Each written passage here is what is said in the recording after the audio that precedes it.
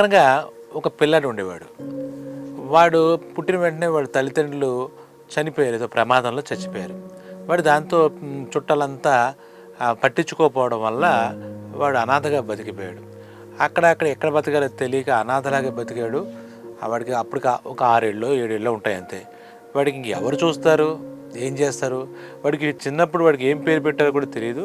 వాడికి వాడే ఎక్కడో చూసి కోటి అని ఒక పేరు పెట్టుకున్నాడు. కోటి వాడి పేరు. ఎందుకంటే ఆ 6-7 ఏళ్ళప్పుడే వాడికి జీవితకాలం అనుభవం వచ్చేసింది అన్నమాట. అందరూ చేదరించుకోవడం, నీ దగ్గర డబ్బులు లేవు. ఎందుకంటే దరిద్రుడు అంటే లోకంలో అందరికీ అసహ్యమే. దరిద్రుడు అంటే, ధనవంతుడు అంటే గౌరవం, ఒక దరిద్రుడు అంటే అసహ్యం ఉంటుందన్నమాట. సో వాడి ఆశయం ఏంటంటే ఒక కోటీశ్వరుడు అవ్వాలి. అప్పటికే చూస్తే వాళ్ళు బిల్డింగ్లో చూస్తే వీడు కోటీశ్వరులు అని. అక్కడ ఈ అనాథలంతా కూడా అక్కడక్కడ రైల్వే స్టేషన్లోను, బస్ స్టాండ్లోను అలా కలుసుకున్నప్పుడు, నలుగురు ఐదు కలిసినప్పుడు, అరే మన బతికిలైపోయిందిరా, మనకి ఎవరు లేరు ఏంటి అని చెప్పేసి మాట్లాడుకోవడంలో ఏంటంటే వీడికి కోటికి కోటీశ్వరుడు అవ్వాలి. ఎందుకు పెట్టుకున్నాను కోటి అని, అందుకే పెట్టుకున్నాను, కోటీశ్వరుడు అవ్వాలి, ఎదగాలని చెప్పేసి వాడికి తెలిసింది. తర్వాత వాడికన్నా సీనియర్స్ ఉంటారు కదా, అనాథలుగా తిరుగుతూ ఏదో బార్బర్ షాపులు పెట్టుకుని, కటింగ్ షాపులు పెట్టుకుని, అరటిపళ్ళు అమ్ముకుని, అలాంటి కొంతమంది అనాథలతో పరిచయం నెమ్మదిగా ఎవరో పెట్టింది తిని అలా అక్కడక్కడ పడుకుని, ఆ ప్లాట్ఫామ్ మీద పడుకుని వాడు మొత్తానికి ఆ కోటి నెమ్మదిగా ఎదుగుతున్నాడు. అయితే వాడికి ఎక్కడా కూడా వాడికి దేవుడు అంటే అసలు గౌరవం లేదు. ఎందుకంటే దేవుడి వల్లే నేను, నా తల్లిదండ్రులు చచ్చిపోయారు, నేను ఈ రకంగా అనాథ బాలుని అయిపోయాను, నాకు ఎవడో లేకుండా పోయారని చెప్పి ఆ దేవుడు అనే పదం ఉచ్చరించడానికి కూడా ఇష్టపడేవాడు కాదు ఈ కోటి. అంటే ఒక విభిన్నమైన మనస్తత్వం ఏర్పాటు చేసుకున్నమాట. కనీసం ఆయన జీవితంలో నాస్తికుడు ఆశడు, అసలు ముందు దేవుడు అనే మాటే లేదు. సరే, సంఘం పట్ల, సమాజం పట్ల కూడా పెద్దగా గౌరవం లేదు. ఎదగాలి, ఎదిగితేనే గౌరవం, నాకు నేను ఎదగడమే నా లక్ష్యం. సమాజంలో సాటి మనిషికి కూడా ఇది అవకాశవాదం, నేను ఏదో చేస్తే వాళ్ళు తిరిగి నాకు చేస్తున్నారు, తప్పితే ఇందులో ఏముంది ఇచ్చిపుచ్చుకోవడం టైప్లో ఒక విభిన్నమైనటువంటి ఆలోచనతో వెళ్ళారు. కానీ అసలు కృతజ్ఞత చెప్పాలి అనే ఆలోచన లేదు. అసలు దేవుడికే కాదు, దేవుడు అంటే ఒక రకమైన గౌరవం కాదు, అసహ్యమే. మిగిలిన విషయాలు చూస్తే సమాజం పట్ల, మనుషుల పట్ల కూడా అసలు గౌరవభావం లేదు. ఎవరైనా ఏదైనా ఇతనికి చేసిన, అంటే ఎవరైనా ఏ పెద్ద మనసు ఉన్నవాళ్ళు ఎవరైనా కొంచెం ఏదైనా పెట్టినా కూడా తీసుకుని వెళ్ళిపోవడం తప్పితే వాళ్ళకి మామూలుగా అంటాంగా, ఏదైనా ఇచ్చిపుచ్చుకున్నప్పుడు థ్యాంక్స్ అంటే అంటాం కదా, అలాంటిది కూడా లేకుండా కోటి జీవితం అలా సాగింది. సరే, నెమ్మదిగా కష్టపడి పనులు చేసుకుంటూ అలా చేసుకుంటూ, అయితే వాడికి ఒకటే ఒక గౌరవం ఏంటంటే డబ్బు అంటే గౌరవం. ఆ డబ్బు వచ్చినప్పుడు ఆ డబ్బుకే కృతజ్ఞత చెప్పుకోవాలంటే, డబ్బుకు లోకం దాసహం, డబ్బు ఉన్నవాడికి విలువ అనే ఒక అభిప్రాయాన్ని ఏర్పరచుకున్నాడు ఆ చిన్నతనంలో వాడికి కలిగినటువంటి అనుభవాల దృష్ట్యా. కాబట్టి థ్యాంక్స్ చెప్తే మనం డబ్బుకే చెప్పాలి తప్పితే, అదే కదా మొత్తం ప్రపంచాన్ని శాసిస్తుంది, ప్రపంచాన్ని నడిపిస్తుంది ఏదైనా ఉంటే డబ్బుకే కృతజ్ఞతలు చెప్దాం, ఈ కరెన్సీకే కృతజ్ఞతలు చెప్దాం అనే ఆ ట్రెండ్తో ఉన్నాడు ఈ కోటి. తర్వాత అలాగైంది. సరే, నెమ్మదిగా వాడు ఈ జీవితంలో, ఎందుకంటే కోటీశ్వరుడు అవ్వాలనే కోరికతోనే వాడే కోటి అని పెట్టుకున్నాడు. వాడి లక్ష్యం వాడే నిర్ణయించుకున్నాడు. సరే, ఈ జీవితం నాది కాదు, ఎవరో పెద్దవాళ్ళు చెప్పినట్టుగా బతికినప్పుడు పేదవాడైన పుట్టు, కానీ చచ్చిపోయేలాగా కోటీశ్వరుడు, ధనవంతుడు అంటాడు, నువ్వు సాధించి అంటాడు. చచ్చిపోయేటప్పుడు పేదవాడు చావకూడదు, ఈ మొత్తం నీ జీవితకాలం, ఈ టైం పీరియడ్, నీ ఆయుకాలం అంతా నువ్వేం చేస్తావు తెలియదు, నువ్వు అనుకున్నట్టుగా నువ్వు ధనవంతుడిగా చావు అని చెప్తారు ఉద్భవిస్తులు. అయితే ఏదైనా సాధించి చావు, నీ పుట్టుక వదిలే, నీ పుట్టుక నీ చేతిలో లేదు, కానీ నీ మరణం మాత్రం నీ చేతిలో ఉంది. నువ్వు ఏ రకంగా ఎంత విజేతవై, ప్రపంచ విజేత వస్తావో నీ ఇష్టం అని చెప్పేసి అన్న సారం అలా అతనికి కోటికి వంట పట్టేసింది. ఇది కాదు జీవితం అని చెప్పి ఎంతైనా కష్టపడతాం, ఎలాగైనా వెళ్దాం, ఏ రూట్లోనే వెళ్దాం అని చెప్పేసి మొత్తం మీద సంపాదన మీదే దృష్టి, నిరంతరం సంపాదన గురించి, ప్రతి క్షణాన్ని డబ్బుగా మార్చుకున్నాడు, టైంని డబ్బుగా మార్చుకున్నాడు. సరే, ఇందాక చెప్పిన కరెన్సీ అంటే అతనికి గౌరవం, కరెన్సీ కృతం చెప్పాడు. కాలం అంటే గౌరవం, ఎందుకంటే కాలం కలిసి వచ్చింది, టైం బాగుంది, మొత్తాన్ని ఇదైతేనే. ఆ అనతి కాలంలోనే కొంచెం వయసు వచ్చేసరికి డబ్బు బాగా సంపాదించాడు. దానికి అక్రమ మార్గమా సక్రమ మార్గం అనేది కూడా లేదు. డబ్బు ఉన్నాడనే గౌరవిస్తుంది లోకం. నాకు అనవసరంగా భగవంతుడు వెళ్ళి నాకు అవసరం లేదు టైంపాసు అని చెప్పి పనే దైవం టైపులో కష్టపడ్డాడు. ఎవరైనా కానీ ఇలా వెళ్తూ ఎవరేం సాయం చేసినా నాకు సాయం చేయడం ఏంటి, నీ ఇస్తే ఆడు చేస్తాడు, నాకు తిరిగి ఇస్తాడనే ఒక రకమైనటువంటి భావంతో మన ఈ కోటి సాగించాడు. అనతి కాలంలోనే అతను అనుకుంటగా కష్టపడి లక్షాధికారికి అయ్యాడు. ముందు అతను ఒక వ్యవస్థ ఏర్పరచుకున్నాడు, ఒక ఇల్లు, అలాగే వాడికి ఏం కావాలి, గౌరవంగా బతకడానికి ఏమేం కావాలి, సౌకర్యవంతంగా ఎలా బతకాలనే ఉద్దేశంతో అంతా వాడి ఫిలాసఫీ వాడిదే, ఎవరి మీద వాడి ప్రభావం లేదు, ఎందుకంటే చదువుకోలేదు. ఈ ప్రపంచమే వాడికి విద్యాలయం, ఈ అనుభవాలే పాఠాలు, ఎదురవుతున్న సంఘటనలు పరిస్థితులే అతను నేర్చుకున్నటువంటి అవే పెట్టుబడి, వాడి ఆలోచనలే వాడికి పెట్టుబడి. ఈ రకంగా ఎదిగాడు, అక్కడి నుంచి ఒక స్థాయికి ఎదిగాడు, లక్షాధికారి ఎదిగాడు. ఇంకా ఇంకా ఇంకా ఇంకా ఏర్పరచుకుని, వ్యవస్థను ఏర్పరచుకుని అక్కడ మొత్తం మీద కొన్నాళ్ళకి పెళ్లి చేసుకున్నాడు, పిల్లలు పుట్టారు. వీళ్ళని కూడా ఏం చెప్పాడంటే, ఎవరే డబ్బు లేకపోతే ఈ ప్రపంచంలో ఏదీ లేదు, ప్రపంచాన్ని ఇప్పుడు నేను నా సామ్రాజ్యాన్ని స్థాపించుకుని నేను ఈ స్థితికి వచ్చాను, మీరు నాకన్నా ఉన్నత స్థితి, మీకు ఏం చదువుకుంటారు ఏం చేస్తారని అనవసరం, మీరు డబ్బు సంపాదించడమే, డబ్బు ప్రింట్ చేసే మిషన్లా మీరు తయారవ్వాలి, మీకు మీ టాలెంట్కే మీరు కృతజ్ఞత చెప్పుకోండి, ఎవడో లేడు, దేవుడు లేడు, దెయ్యం లేదు అంటే అటువంటి పిల్లలకు కూడా నూరిపోసేవాడు. సరే, పిల్లలు కూడా ఎదిగారు. కాలక్రమంలో తండ్రికి చేదోడు, కొన్ని ఏళ్ళకి ఈ 50 ఏళ్ళు వచ్చింది, పిల్లలకు 25 ఏళ్ళు వచ్చాయి అనుకుందాం సపోజ్, వాళ్ళని ఎలా విదేశాలు పంపాడు, అక్కడ బిజినెస్ చేయండి, లండన్లో బిజినెస్ చేయండి, అమెరికాలో చేయండి, ఆస్ట్రేలియాలో చేయండి, ఇక్కడ ఎందుకు, ఇక్కడ రూపాయల్లో ఉంది ఆదాయం, అక్కడ మీకు డాలర్స్లో, యూరోస్లో, పౌండ్స్లో ఉంటుంది. అంటే ఇక్కడికి రూపాయి సంపాదించడానికి నీకు ఇన్ని కష్టాలు పడ్డానికి ఒకేసారి 100 రెట్లు, అంటే ఒక డాలర్ 100 రూపాయలు ఉంటుందంటే అక్కడ ఎదగండి ఇంటర్నేషనల్ బిజినెస్ మ్యాన్, ఇక్కడ నేను సంపాదించింది చాలా సంపాదించాను, తీసుకెళ్ళండి. కాదే అసలు ఎప్పుడు కూడా ఎవరి పట్ల కూడా అతనికి అసలు 1% కూడా కృతజ్ఞత అనేది లేదు. దేవుడి పట్ల అయితే 0 చెప్పాం కదా. సరే, కృతజ్ఞతలు చెప్పాలి అనే డైలాగ్, కృతజ్ఞతలు అనేవి ఆయన డిక్షనరీలో లేదు, ఇంకా చెప్పడం అనేది ఆయన నైజంలో లేదు. ఈ కోటి ఎలా కోటీశ్వరుడు అయ్యాడు, మంచి వ్యాపారవేత్త అయ్యాడు. పిల్లల్ని ఒకళ్ళకి యుక్త వయసు వచ్చాక వెళ్ళిపోమన్నాడు, ఈయన వెళ్ళిపోమని వాళ్ళు వెళ్ళిపోయారు. కొన్నాళ్ళకి ఏంటంటే వయసు మీరింది, వాళ్ళు ఎక్కడ వచ్చేవారు కదా, అక్కడ స్థిరపడాలి తండ్రి గారు చెప్పినట్టుగా. ఎందుకంటే ఇండియా వస్తానో తిట్టేవాడు, నేను చూడడం కంటే, చూడు చాలే, ఈ జూమ్లో చూడు, చూసించాలు, నీ పని మీద నువ్వు ఉండు, నీకు రిలాక్సేషన్ లేదు, నువ్వు ఎదుగు, నీ నెక్స్ట్ తరం ఇంకా గొప్పగా అవ్వాలి, ఇదే నీకు చెప్పేది, నేను బోధించేది, నన్నేం చూస్తావు అని అలా అనేవాడు. సరే, అలా జరిగింది. ఈయనకి ఒక వయసు వచ్చింది, కోటీశ్వరుడు అన్ని చూశాడు, అతని యొక్క ఫిలాసఫీలో మటుకు ఎక్కడ మార్పు రాలేదు. సరే, అలా చూస్తే ఒక 60 ఏళ్ళు దాటే. సరే, స్నేహాలు ఉన్నాయి, పరిచయాలు ఉన్నాయి, బంధాలు ఉన్నాయి, సమాజంతో స్టేటస్లో ఒక కోటీశ్వరుడు అయ్యాడు, అందరూ గౌరవిస్తున్నాడు, ఈజ్ ఎంజాయింగ్ హిజ్ లైఫ్. తర్వాత కొన్నాళ్ళైన తర్వాత ఈయన పెళ్లి చేసుకున్న ఆవిడ చనిపోయింది. అది యాదృచ్ఛికం కదా చనిపోవడం అనేది, దాన్ని ఉన్నాడు. తర్వాత ఆ ఒంటరిగా కూడా ఆయనకి ఒక 70-75 ఏళ్ళు అలా వచ్చేసింది. అంటే ఇంకా వయసు మీరిపోయింది, ఇంకా శక్తులు సన్నగిల్లాయి, ఆయనలో ఉన్నటువంటి కాంక్ష తగ్గింది. ఆ టైంలో ఏమైందంటే భార్య చచ్చిపోయింది, పిల్లల్ని పంపించేశాడు. ఒకళ్ళిద్దరు సహాయకులు ఉండేవారు, నమ్మిన బంటులాగా వాళ్ళే చూసుకుంటూ ఉండేవారు. ఈయనకి ఏం కావాలన్నా భోజనం పెట్టి ఈయన మందులు వేసి అన్నీ చేసేవారు. కొంచెం అసలు అలా ఉన్నా కూడా ఆయనలో ఎక్కడ మార్పు లేదు. చిన్నతనంలో అనాథ బాలుల్లో 4-5 ఏళ్ళు ఉన్నప్పుడు ఏదైతే ఉందో అదే ధోరణి.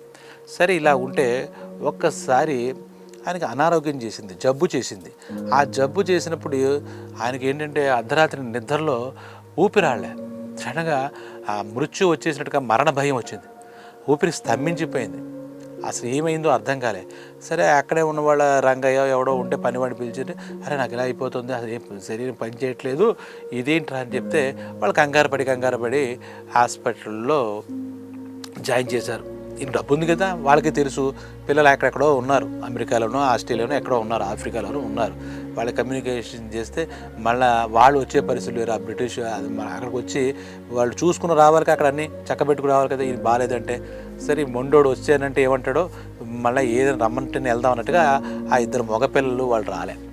ఈయనకి ప్రత్యేకించి అనాథ కాబట్టి ఈయనకి ఎవరు బంధువులు లేరు, భార్య తరపు కూడా బంధువులు ఉండడానికి అవకాశం లేదు, ఎందుకంటే ఆవిడ చనిపోయింది కాబట్టి ఆ రిలేషన్స్ లేవు.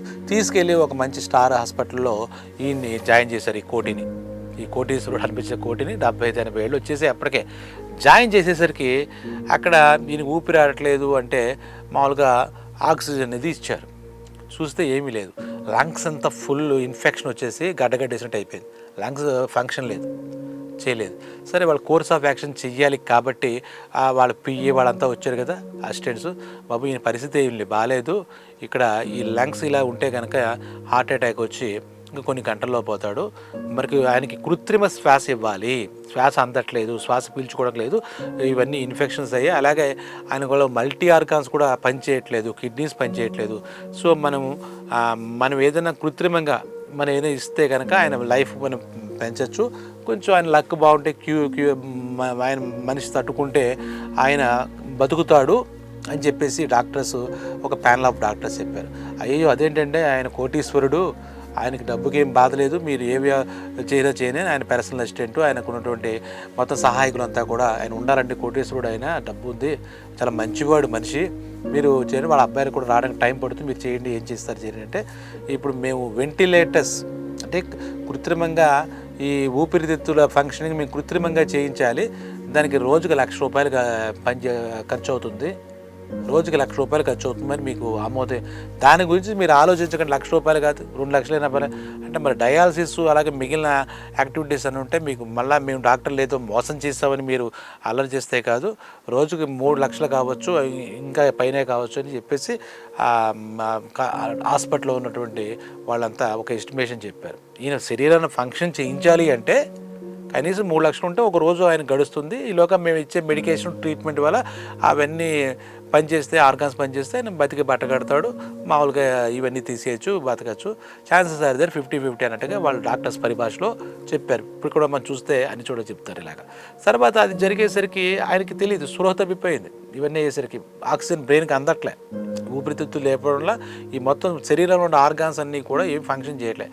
సరే వీళ్ళ పిఏ అది ఆథరైజ్డ్గా అక్కడ అమెరికా పిల్లలతో మాట్లాడేది చేసి ఇది చేసి ఆ కన్సెంట్ తీసుకుని మా నాన్నగారు ట్రీట్మెంట్ చేయండి, డబ్బు మేము కడతాం, అలాంటి కన్సెంట్ తీసుకుని ఆయన మొత్తం మీద వైద్యం స్టార్ట్ చేశారు. వెంటిలేటర్స్ మీద ఇన్ని చేశారు, కృత్రిమ ఊపిరితిత్తులతో సాయంతో ఆయనకు ఆక్సిజన్ లోపలికి పంపిస్తున్నారు, ఆ తర్వాత మెడికేషన్ ఇస్తున్నారు, ట్రీట్మెంట్ చేస్తారు, అలాగే అవసరాన్ని బట్టి 1-2 సార్లు డయాలసిస్ కూడా చేయాలి, లేదంటే ఇది ఇన్ఫెక్షన్ ఊళ్ళంతా జరుగుతుంది, ఆ డయాలసిస్ కూడా ఇక్కడ చూద్దాం 4-5 సార్లు చేసి అని చెప్పేసి అలా చేశారు. వాళ్ళు చెప్పినట్టుగానే వాళ్ళు చేసే ట్రీట్మెంట్కి కనీసం రోజుకు 3-5 లక్షల దాకా ఖర్చు అవుతుంది. ఈయన 2-3 రోజుల తర్వాత కదలికి వచ్చింది, అప్పటిదాకా స్పృహ తప్పి కోమాలో ఉంటున్నాడు మన కోటి. ఆ కోటి అనే పెద్ద ఆయన అలా ఏజ్ అనేసరికి వీళ్ళంతా రోజు అప్డేట్స్ పిల్లలకి ఇస్తున్నారు, వాళ్ళు ఇంకా ఏం రాలేదు, ఏంటి కొంచెం మీ ఫాదరు హెల్త్ పరిస్థితి క్రిటికల్ ఏం లేదండి, స్టేబుల్గానే ఉంది, క్రిటికల్ అంటే వాళ్ళు చెప్పలేరు కదా, వెంటిలేటర్స్ మీద ఉన్నారు, అలాగే డయాలసిస్ కూడా చేస్తున్నారు, వాళ్ళు ట్రీట్మెంట్స్ అన్నీ చేస్తున్నారని అప్డేట్స్ అన్నీ వాళ్ళ పిల్లలకి ఇస్తున్నారు ఈ పర్సనల్ అసిస్టెంట్స్ వీళ్ళంతా. తర్వాత అలాగే ఆయన ఆయుష్ బాగుందో అదృష్టం బాగుందో మొత్తానికి ఆయన బయటపడ్డాడు. వెంటిలేటర్స్ తీసేశారు, చెస్ట్కి పట్టిన ఇన్ఫెక్షన్ కానీ హంగ్స్, చెస్టే కాదు హార్ట్ ఆ కవాటాలు ఉంటాయి కదా వాటిని ఫంక్షన్ చేయడానికి అన్నీ మిషనరీ కదా, వాళ్ళంతా మిషన్లు పెట్టారు. ఇవన్నీ అయిన తర్వాత కొన్నాళ్ళకి కోలుకున్నాడు మన హీరో కోటి. ఈ పెద్దని కోరుకుని చాలా సంతోషించారు, నార్మల్ రూమ్లోకి తీసుకొచ్చారు, ఇంక ప్రమాదం లేదు, ఆయనంతటా ఆయనే గాలి తీసుకున్నాడు, ఆయనంతటా ఆయనే ఆహారం తీసుకున్నాడు, ఆయన కిడ్నీస్ కూడా ఫంక్షన్ మళ్ళీ రీస్టార్ట్ అయ్యింది అన్నట్టుగా డాక్టర్స్ డిసైడ్ చేశారు. వాళ్ళ పిల్లలు అక్కడి నుంచి హ్యాపీ. ఏంటి అయిన తర్వాత ఇలాగ రోజుకు 3 లక్షలు అలాగింది కదా, మొత్తం ఈ ట్రీట్మెంట్ అంతా సుమారు ఒక 15 రోజులు 20 రోజులు జరిగితే ఆ బిల్లు డాక్టర్స్ అంతా కలిసి చూస్తే ఒక 50-60 లక్షల దాకా ఆ బిల్ అయింది. మందులు కానండి, వెంటిలేటర్స్ కానండి, డయాలసిస్ కానండి, ఇంకా కోర్స్ ఆఫ్ దీనికి ట్రీట్మెంట్కి సుమారు ఒక 50-60 లక్షలు బిల్లు వేసేసారు.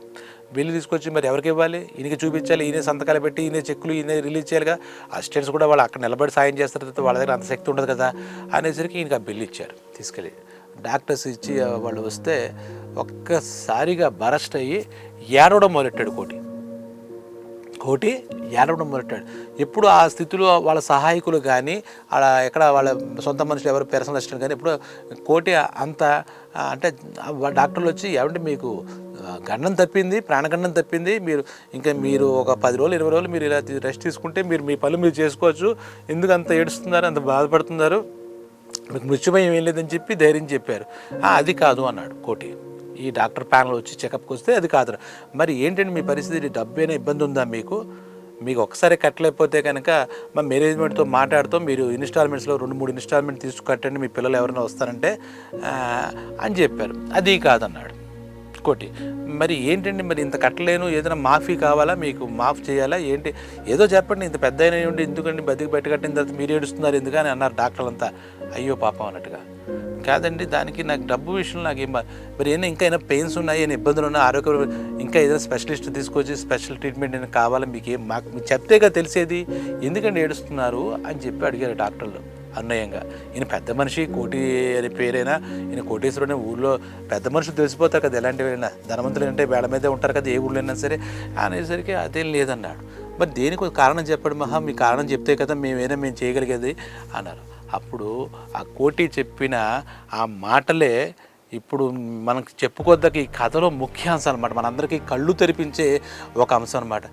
ఆయన అడిగాడు డాక్టర్తో, మీరు ఆ బిల్లు చెక్ చేసాడు, ఏమంటే బిల్లు ఏం తప్పులు పడిందా అని అడిగారు డాక్టర్స్ ప్యానల్, అలాగే మేనేజ్మెంట్ సభ్యులతో వచ్చి. ఎందుకంటే ఈయన ఏడుస్తున్నాడు కదా, పెద్ద ఆయన ఏడుస్తున్నాడు, ఏదో జరిగింది అనుకుంటాం కదా. అంటే చూపిస్తే ఈ వెంటిలేటర్స్ అంటే కృత్రిమ శ్వాస అందించే ఆ వెంటిలేటర్స్ అంటే ఊపిరితిత్తులకి సబ్స్టిట్యూట్, దానికి రోజుకి ₹1,00,000 ఎంత వేశారు. సరే చూశాడు. తర్వాత ఈ డయాలసిస్ చేసే అంటే రోజు కిడ్నీస్ పనిచేయలేదు కాబట్టి ఆ కొన్నాళ్ళు ఆ రక్తం మొత్తం డయాలసిస్ చేసి ఆ మిషన్ ఛార్జెస్, దాని ఛార్జెస్ అన్నీ కలిపితే అది గంటకి ఎంత అనేది, అది కూడా సుమారు ₹1,00,000 వేశారు.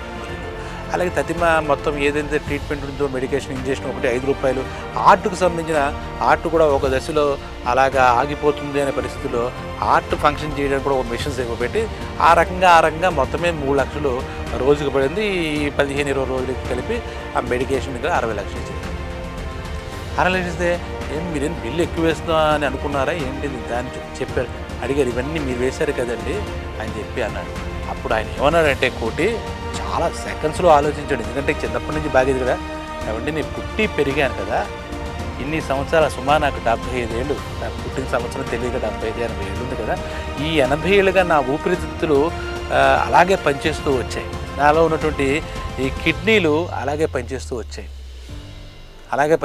నా శరీరంలో ఉన్న అంగాంగాలు, నా హార్ట్ మీరు ₹1,00,000 ఎంతో పనిచేయించడానికి ఒక రోజుకి వేశారు, కిడ్నీల పైన ₹1,00,000 వేశారు, దీనికి ₹1,00,000 వేశారు వెంటిలేటర్స్ కానీ.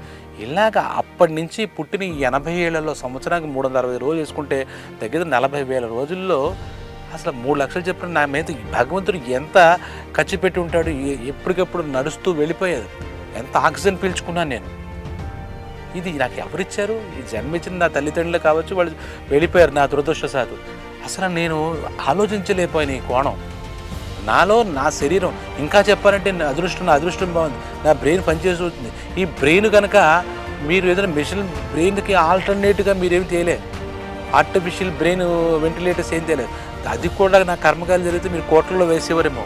నేనే కదా ఎవరికైనా సరే, బ్రెయిన్కి సబ్స్టిట్యూట్ ఇంకా మేధావులు ఎవరు కనపెట్టలేదు. ఆయుష్ మీరు ఎలాగ పోయలేదు, నేను చచ్చిపోండి, దానికి లేదు.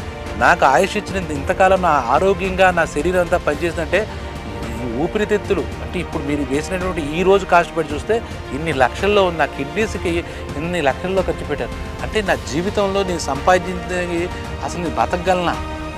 నాకు ఆ రోజున ఒకరోజు చిన్నప్పుడు పేదరికం, కటిక పేదరికం, తినడానికి లేదు. నా డైజెస్టివ్ సిస్టమ్ కానీ, నా హార్ట్ సిస్టమ్ కానీ, రెస్పిరేటరీ సిస్టమ్ కానీ, ఇలాగా వీటికి అన్నిటికీ నిజంగా భగవంతుడు ఇంత శక్తిని ఇవ్వకపోతే, ఇంత ఆరోగ్యాన్ని ఇవ్వకపోతే, వాళ్ళన్నిటికీ ఇంత విలువ కడితే మనం ఏమైపోతామంటే, ఆయన ఎన్ని ఇన్ టర్మ్స్లో పోల్చుకుంటే ఎన్ని కోట్లు ఇచ్చాడంటామా, ఇంకేమంటాం. ఆయన భిక్షే ఈరోజు కూడా డబ్బు కరెన్సీ సంపాదించిన కోటీశ్వరులు నాలాంటి వాళ్ళంతా కూడా భగవంతుడు ఆరోగ్యాన్ని ఇలాగా పంచిపెట్టినట్టు ఆయన భిక్ష. ఇదంతా నాకు అర్థం చేసుకోలేకపోయా. మా అమ్మ నాన్న చచ్చిపోయాడని ఇంకో ఆలోచనలతోనూ ఏ రోజు ఆయనకి కృతజ్ఞతలు చెప్పలేకపోయాను, కృతజ్ఞతలు చెప్పుకోలేదు. అందుకు నాకు ఏడుపు వచ్చింది, అందుకు ఏడుస్తున్నానంటే అక్కడ ఉన్నటువంటి డాక్టర్స్ ప్యానల్స్ అందరూ కూడా ఆ కోటి చెప్పిన మాటలకి వాళ్ళందరి కళ్ళల్లో కూడా ఆ కన్నీళ్ళు వచ్చి, నిజంగా కదా ఈ శరీరాన్ని ఇచ్చి ఈ శరీరాన్ని ఈ రకంగా ఫంక్షన్ చేస్తున్నాడు అంటే, మిషన్ మీద ఫంక్షన్ చేస్తే కోట్లు ఉంటుంది, ఎవడూ చేయలేడు. మనిషి వాడి అవసరాల కోసం కనిపెట్టింది కరెన్సీ. ఈ కరెన్సీతో పోల్చుకుంటే భగవంతుడు ఇచ్చిన జీవితం, ఈ అందమైన జీవితం, ఈ శరీరం, అద్భుతమైనటువంటి ఫంక్షన్ చేసిన శరీరం ఎంత అసలు ఆయనకి కృతజ్ఞతలు కాదు, కాళ్ళ మీద పడ్డ కాదు, ఏమిచ్చి మనం ఆయన తీర్చుకోగలుగుతాం. ఆయన కరుణ, ఆయన కటాక్షం అని అంత కరుడు కట్టిపోయినటువంటి కోటి కృతజ్ఞత అనే మాట ఆయన జీవితంలో కోటి నిజంగా ఆ రోజు కన్నీరు పర్యంతం అయ్యి ఆపుకోలేక ఎంత తప్పు చేశారు అని చెప్పి అక్కడే ఆ హాస్పిటల్లో ఉన్నటువంటి ఆ వెంకటేశ్వరం పడ మీద చూసి ఒక్కసారి ఆ పట్టం ఇవ్వండి ఇంకా లేవాలి అది గుండెలకు అత్తుకుని ఈ కోటి భగవంతుడా నేను ఎంత తప్పుగా ఆలోచించాను, కృతజ్ఞత చెప్పలేదు. మొత్తం ప్రతి ప్రాణి కూడా నువ్వు చేసినటువంటి నీ సృష్టి కార్యక్రమంలో నీ కృతజ్ఞతలతోనే ఉండాలి, కృతజ్ఞతతోనే చావాలి. ఇంకా మాట్లాడితే మా తప్పు, కృతజ్ఞతలు చెప్పాలి. కృతజ్ఞతలు ప్రపంచంలో ఏదైనా ఒక్క పదమే గొప్ప పదం చెప్పమంటే కృతజ్ఞతలు. ఆ కృతజ్ఞతలు కూడా కంపల్సరీగా చెప్పవలసింది ఎవరంటే సృష్టిగతమైనటువంటి మాకు బతుకు ప్రసాదించినటువంటి నువ్వు. ఈ నాకు ఇదైందని చెప్పి అక్కడ ఉన్నట్టు ఆ పటం తీసుకుని హృదయానికి అత్తుకుని ఆ పిల్లలకి ఫోన్ చేసి మీరు రండిరా అని చెప్పేసి నా ఆలోచన మార్చుకున్నాను. పొందిన ప్రతి సాయానికి కృతజ్ఞతలు చెప్పాలి. సాయం చేసిన ప్రతి ఒక్కడు దేవుడిగానే చూడాలి. అటువంటి దేవుడికి కృతజ్ఞతలు చెప్పకపోవడం మహా నేరం. మనిషిగా పుట్టడం అది చెప్పలేకపోతే మనిషిగా పుట్టడమే దండగా అనే సందేశాన్ని అక్కడికి చెప్పడం పిల్లలకి. వాళ్ళ ఇంటికి వచ్చిన తర్వాత మనందరం తిరుపతి వెళదాం, ఏమో ఏ దైవం ఎలా ఉందో ఆయనకి మనం కృతజ్ఞతలు చెప్పుకుందాం. ప్రత్యక్షంగా వెళ్ళి ఆయన రాయి రూపంలో కాదు, మనకి గాలి రూపంలో, నీటి రూపంలో, పంచభూత రూపంలో మనకి ఏమి ఆశించకుండా మన మానవాళి అలాగే జీవజాలందరికీ ఇచ్చిన సృష్టి మనం చెప్పుకోలేము. కృతజ్ఞతలు ఎవరికైనా చెప్పుకోవాలంటే అందరికీ చెప్పి తీరాలి. కృతజ్ఞత అనేది ఒకే ఒక పదం. మనిషికి ఏదైనా ఒకే ఒక పదం చెప్పాలంటే అది కృతజ్ఞత. మనిషిగా పుట్టినవాడికి వాడి ధర్మం ఏదంటే కృతజ్ఞత చెప్పుకోవడం, కృతజ్ఞతలు చెప్పాలి. ఇక భగవంతుడికి ఎన్ని కృతజ్ఞతలు చెప్పినా, శతకోటి కృతజ్ఞత చెప్పినా వృధా. ఆయనే మన శరణాగతి అవ్వడం తప్పితే కృతజ్ఞత ఎందుకన్నా చెప్పుకోలేము అనే భావన కోటిలో కలుగుతుందన్నమాట. అది విన్న తర్వాత ఆయన జీవితం ఆ 75 నుంచి 90 ఏళ్ళ దాకా బతికాడు. 90 ఏళ్ళ దాకా బతికాడు. ఆ 90 ఏళ్ళు కూడా నిత్యం ప్రతిరోజు లేచిన వెంటనే ఆ జన్మనిచ్చిన తల్లిదండ్రులకి కృతజ్ఞత చెప్తే ఈ జన్మంతా ఇలాగ హాయిగా ఆనందంగా బతకడానికి ఇలాంటి శరీరం, ఇలాంటి మనసు ఇచ్చినటువంటి భగవంతుడికి నిత్యం ఆయన స్మరణతో కృతజ్ఞతలు చెప్పుకోవడం, దేవుడా నీ కృతజ్ఞతలు రాయన అని చెప్పుకోవడం తప్పితే ఆయనకి ఏం చేయలేదన్నమాట. కాబట్టి ఈ కథ మనందరికీ కూడా కరువిప్పు. మనం కూడా భగవంతుడికి ఎప్పుడూ కృతజ్ఞతలు చెప్పలేదు. అలాగే గాలి పీల్చేసుకుంటాం ఉచితంగా, ఆ గాలికి చెప్పలేదు. నీళ్లు తాగేస్తూ ఉంటాం ఫ్రీగా, ఆ నీటికి చెప్పలేదు. అసలు ఆ కృతజ్ఞత చెప్పే భావం మనలో కూడా తగ్గిపోతుంది. కాబట్టి ఇటువంటి ఈ కథల ద్వారా ఎలా బతకాలి, కృతజ్ఞత ఎలా చెప్పాలని తెలుసుకోవాలి. ఆ 75 ఏళ్ళ దాకా మనకి రావక్కర్లేదు. మన సంపూర్ణ ఆరోగ్యంగా ఉండేలాగా ఆ శరీరంలో ఉన్నటువంటి ఆ వ్యవస్థను ఇచ్చినందుకు భగవంతుడికి ఆయుష్ ఇచ్చినాడు, ఆరోగ్యం ఇచ్చాడు. ఆయనకి కృతజ్ఞత చెప్పుకుంటే ఆయన ఆశీర్వాదంతో మనం ఉన్నంతకాలం ఆ కృతజ్ఞత అనే దాంతోనే మనం దాని సాయంతోనే ముందుకు వెళ్ళిపోవచ్చు అన్నమాట. కాబట్టి మీరందరూ ఆ కృతజ్ఞతను ఎలా చెప్పాలి, దాని గొప్పతనం ఏంటనేది ఈ కథ ద్వారా తెలుసుకున్నారనుకుంటున్నాం. కాబట్టి మీరు అందరూ కూడా కృతజ్ఞత చెప్పడం అలా వచ్చుకోండి. అలాగే భగవంతుడికి కనపడ్డు కానీ ఇచ్చాడుగా శరీరం, గాలి కనపడదు కానీ పీలుస్తున్నాగా. అలాగే భగవంతుడు గారు విశ్వవ్యాప్తంగా ఉంటాడు, గాలి ఎలా ఉన్నట్టే ఆ రూపంలో మనకి అందిస్తున్నాడుగా. ప్రాణం పోసాడు, ఆ ప్రాణమైనా కనపడుతుందా? మనకేం ప్రాణం కనపడదు. జీవం ఏమైనా కనపడుతుందా? కనపడదు. చాలా కనపడవు. ఆకలి అంటాం, ఆకలి మనకు కనపడుతుందా? కనపడలేదని కొట్టేయకూడదు. కాబట్టి మనం వాటిలన్నింటినీ శక్తి అంటాం, ఒంట్లో ఓపిక లేదంటాం. ఆ ఓపిక అంటే కనబడుతుందా? ఎంత ఓపిక లేదు చూపించంటే. కానీ ఈ ఆలోచన మానుకొని కృతజ్ఞతలు చెప్పడం నేర్చుకోవాలి. వాళ్ళు ఎదురు సాయం చేసిన మనుషులైన కావచ్చు, సాక్షాత్ భగవంతుడైన కావచ్చు. మన ప్రాణదాత కాదు, మొత్తం మన బతుకుతున్న మన జీవనదాత. అటువంటి భగవంతుడి కృతజ్ఞతలు చెప్పుకుందాం. ఈ కృతజ్ఞతలు చెప్పాలి అనే దాన్ని మనం వంట పట్టించుకుందాం. నమస్తే.